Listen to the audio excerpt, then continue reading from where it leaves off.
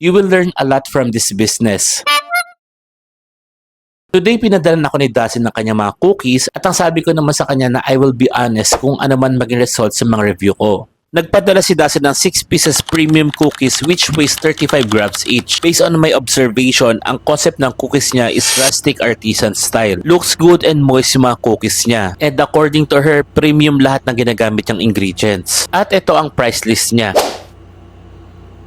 One thing na na-notice ko is yung kanyang menu layout. Masyadong random. I suggest na be straight to the point kung magkano ba talaga ang cookies mo at ano mga varieties na cookies na na-offer mo. Then maglagay ka sa baba sa mga option na pwede mong maibigay.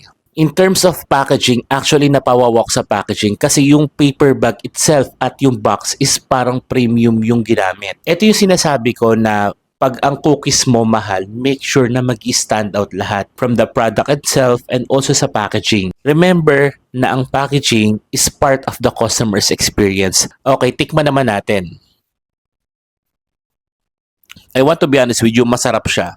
Pero common na rin yung lasa para sa akin. Sa dami ng cookies na natikman ko. Ang advantage lang niya is number 1, premium yung chocolate na ginamit sa kanya. Mataas yung percentage ng chocolate versus the cookie dough. Always remember sa baking, kapag mataas ang percentage ng isang ingredient sa isang recipe, kailangan mag-invest ka doon. So for example, sa cookies, dalawang ingredients ang mataas ang percentage. Yung butter at saka yung chocolate. So, kailangan mag-invest ka sa premium butter and also sa premium chocolate para mag-stand out yung product mo.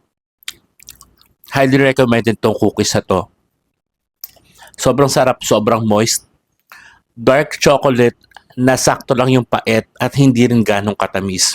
Bisco for me, I'm not sure kung the same cookie dough ang ginagamit niya sa chocolate chip cookies tapos naglalagay na lang siya or nag-a-add ng mga add-ons. Pero I suggest na ibahin niya yung recipe na ginagamit niya sa Lotus Biscoff. But overall, masarap lahat ng cookies niya. If you have any recommendations sa best cookies na meron sa Metro Manila, just comment down below.